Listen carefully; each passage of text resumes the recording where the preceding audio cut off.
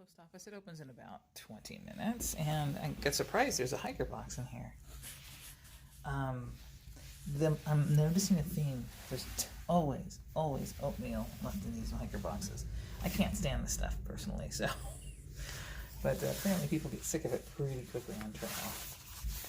All right, I think this is the beginning of day 15, if I'm right. It's warm in here. It's kind of cold outside. It's drizzly, so I'm a little bit worried about what the hiking day is going to be like.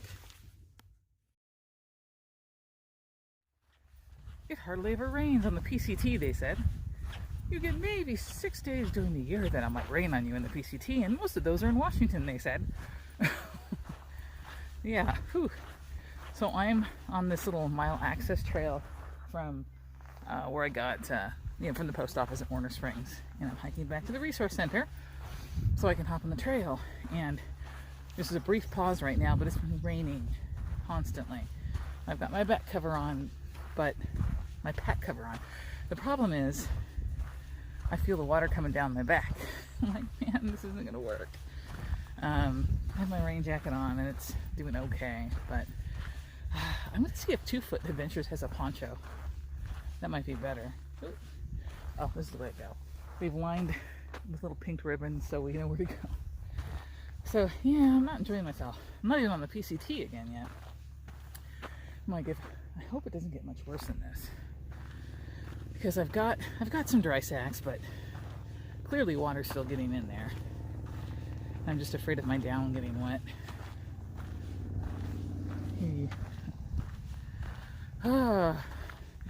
On the bright side, it's nice and cool today. I'm stuck here again.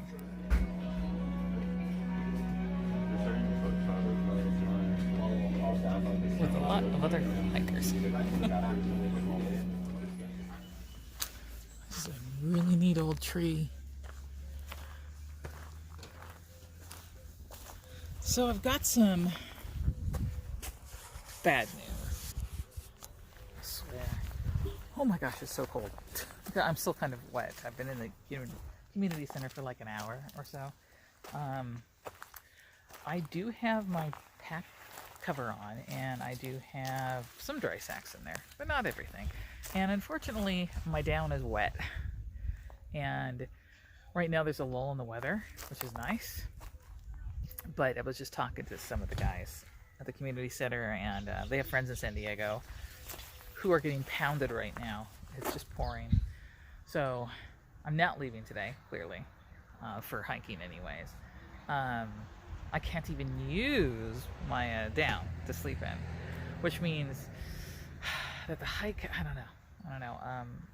It's going to be hard to get another cottage tonight because everyone has that idea. So I'm calling it. And I was going to try to section hike section B as well as section A, and then that would be the last video, or the last section that I hiked for this year.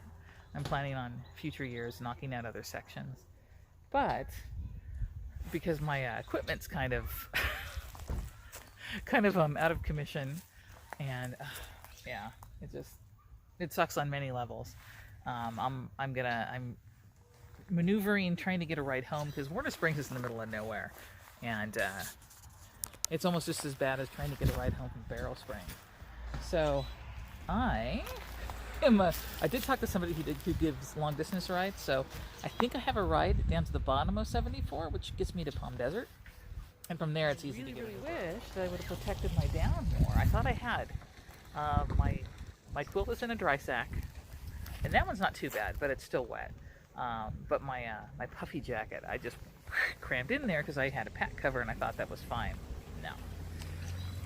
Because most of the rain went right down my back and got the whole backside of the backpack wet. So pack covers work on the other side, but not between you and it, unfortunately. Yeah. And then, yeah, so I have to take care of the down, and hopefully it's salvageable. I'm assuming it comes back after you dry it. I'm not sure. But yeah, so I might, for the next month on and off, do some trail angeling at the I-10. I might come back out and do like some overnights, but I'd have to get here, hike it, and yeah. And the heat's going to start ramping up too. It's not here today, but it's going to start ramping up. And yeah, so I might have to postpone all that stuff later. Just very disappointed. And I could skip ahead and hike other sections, but I like a good linear hike. We'll see what happens. I might be talked into doing something. You never know. Whatever I do, I'll video it and put it up on the channel.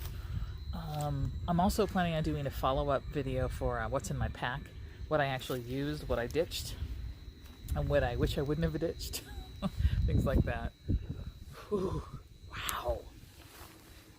Whew. It's cold. I wish, see, if the weather was like this the entire time, not raining and just cold, it would have been perfect, but it's, unfortunately, I'm actually, from being in the resource center, I've dried off, but my equipment has not and won't until I actually get it in a dryer or out in the sun, just drying off. But, anyways, this isn't the end. Not by a long shot. Got some time to kill. I think I'll work on this. One of those days where... Yeah, let me break it down and start over. I have regrets. So, you saw earlier I came off trail at Warner Springs, and I think in hindsight, the first time I came off trail for the injury, that was justified. This last time, I should have just sucked it up. Come on, I'm so mad at myself. Although I think mentally and emotionally, they say for the hiking the PCT, mentally and emotionally is a challenge too. And I think I let it get to me at Warner because I kept remembering about last time my gear got wet, how cold it was and how freaked out I got.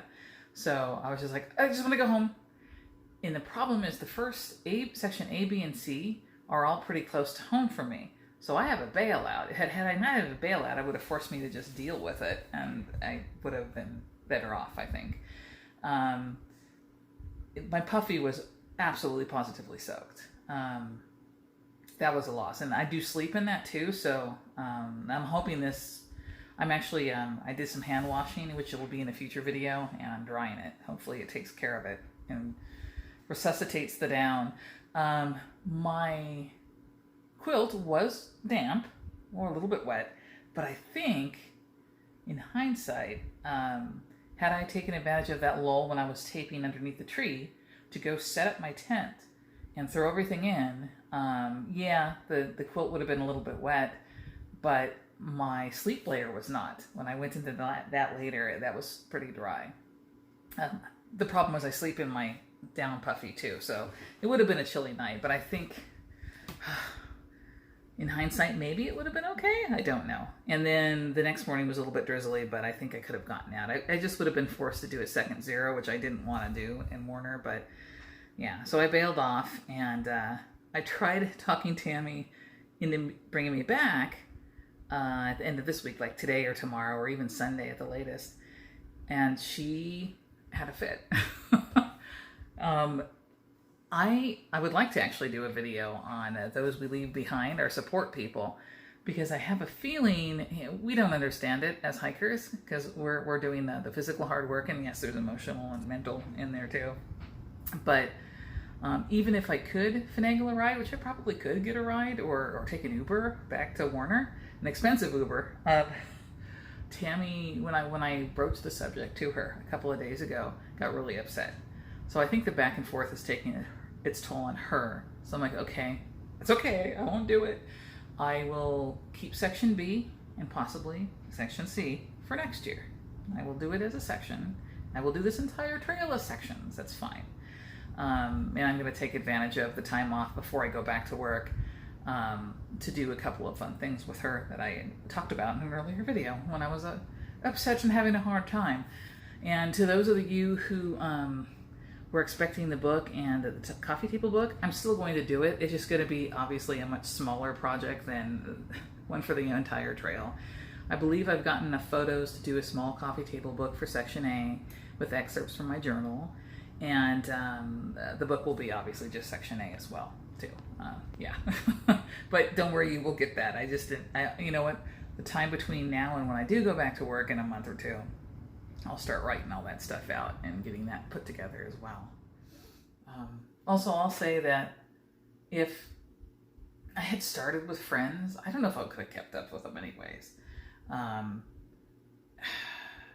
It may have been easier for me to stay on trail.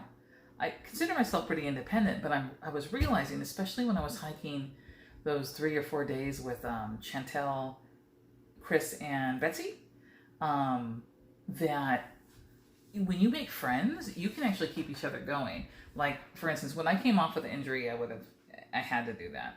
And unfortunately, that put me a week behind them. But had I been at Warner Springs with them and I started to, freak out about the water and about things, that's what trail families, I think, do. They kind of help you. They would have said, Michelle, don't worry about it. This is what we can do about it. And they would have talked me into staying.